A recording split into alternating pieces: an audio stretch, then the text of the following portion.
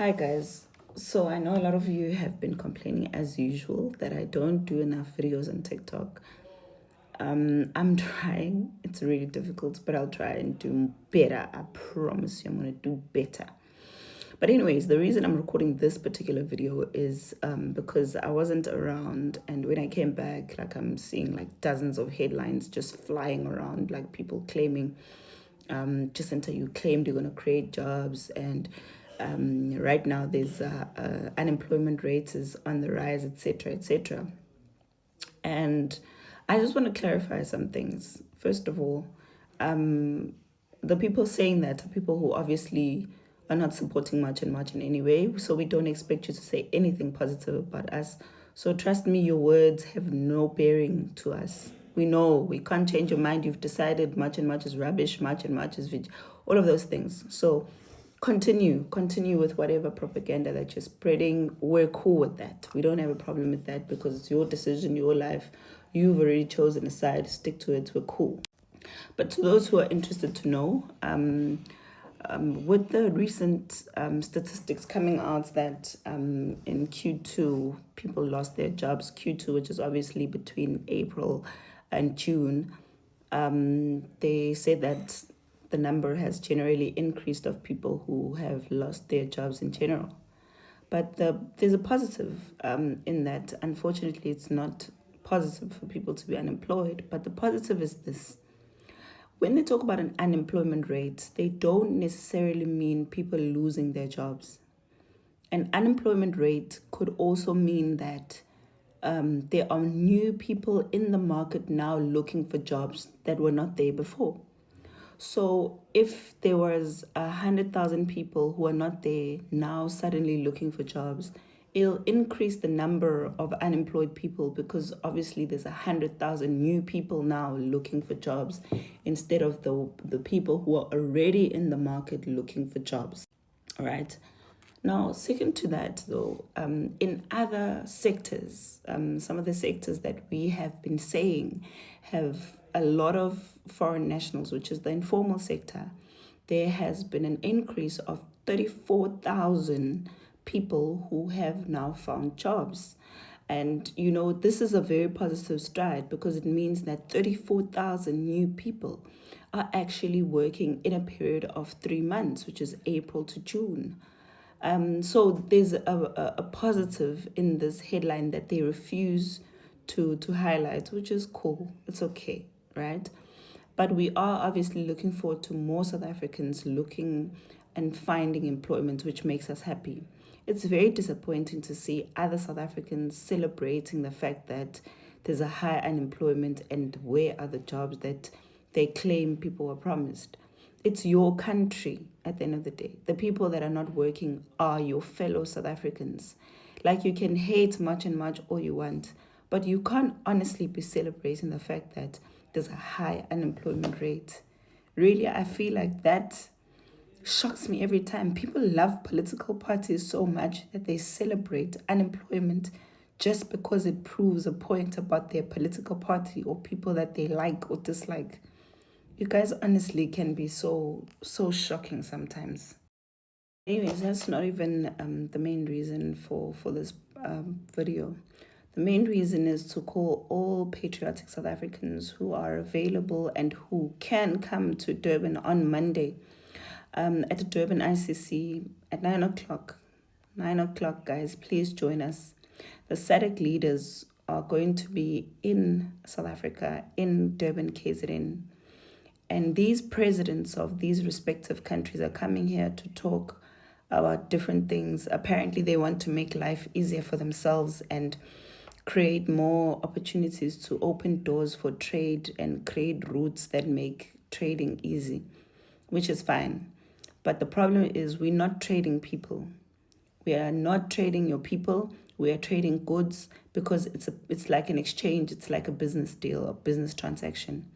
So you can't hold us at ransom about having trade in our country by giving us more reasons to keep your people here.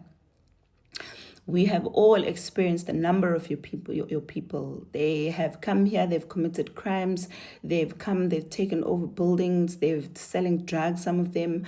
They're making our lives miserable. And we have had enough.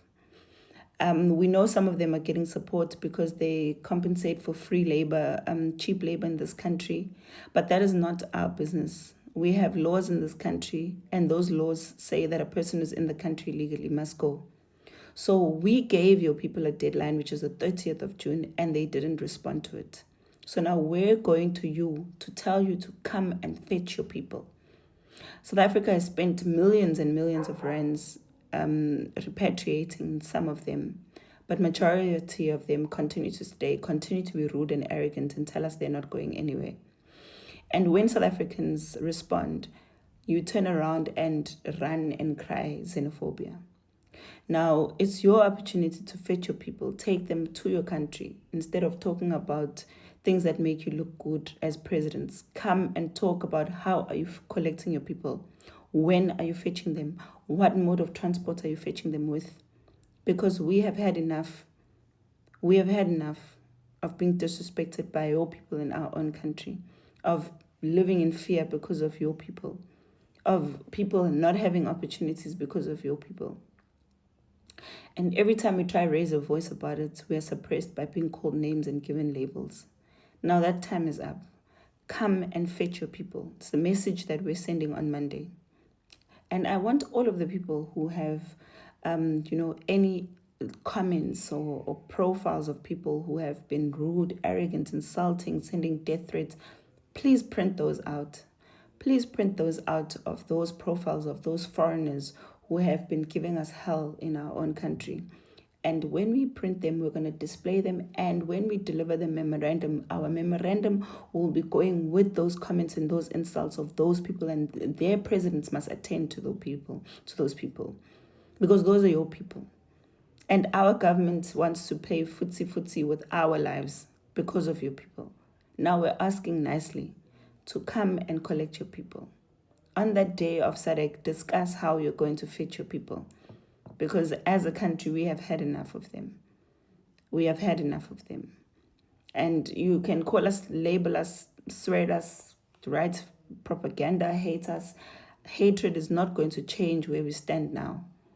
And we want to be good neighbors. We want to have good relations with each other.